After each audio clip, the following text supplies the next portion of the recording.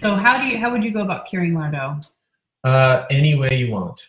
Mm-hmm. And it's actually it's so easy. There are more ways to cure it. If you just like make something up, you'll probably do very well. Uh-huh.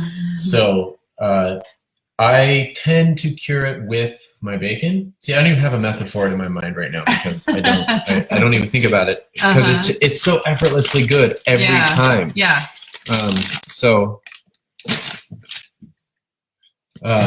The neat thing about it is that it's solid fat. So I like to take it from the back fat of a pig, so that subcutaneous fat layer, the fat layer right under the skin, and at the thickest point naturally, and where it tends to come from for me, and it can come from any piece of back fat, but the thickest is up by the Boston butt, up by the shoulder. And when I make copa, which is this, which comes from the Boston butt, there's a huge cap of fat on it, right there. And when I peel off that copa for curing, what remains is the thickest back fat on the entire pig. Mm-hmm. So I cut that off, and it ends up being about that, you know. It's big. It's a lot. And I just salt, sugar, juniper berries, bay leaf, and you can surround it in that.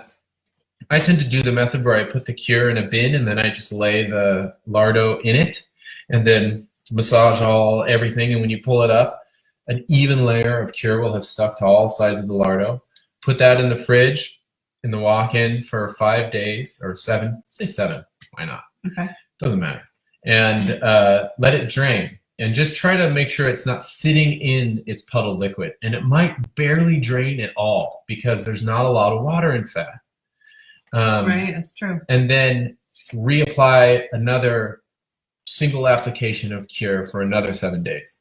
At the end of the 14, rinse all the salt off completely, no more on there on the surface. So with even like tepid water, because that will really cut and even pull a little bit of the salt that may be suspended in the surface of the back fat, and dry it thoroughly. Mm-hmm.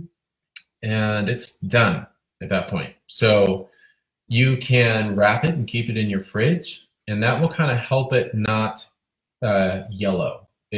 Fat is prone to rancidity depending on the diet and genetics of the pig.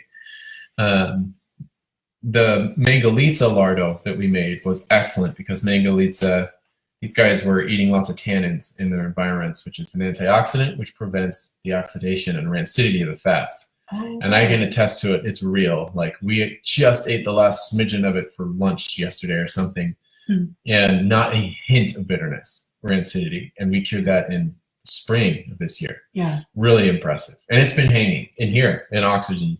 Right. So that was pretty awesome. Mm-hmm. But that's how we cured the lardo. But I was going to actually look up a recipe for you.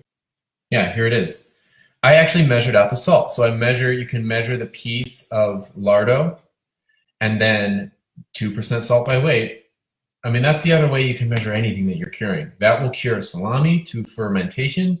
That will also cure bacon to perfect degree of saltiness and curitude in perpetuity. Mm-hmm. And same thing goes with lardo. So that I salted at 2% by weight, and then did the 14-day thing. So you can divide that 2% in half and apply it once at the beginning and then once in the middle, and then rinse it in lukewarm water. That's it. That's it. Yeah, it's really simple. Okay. And then it's ready. Yeah, let me make sure I'm not missing anything. Yeah, it's so simple. Yeah, and then once you have it, it's so versatile.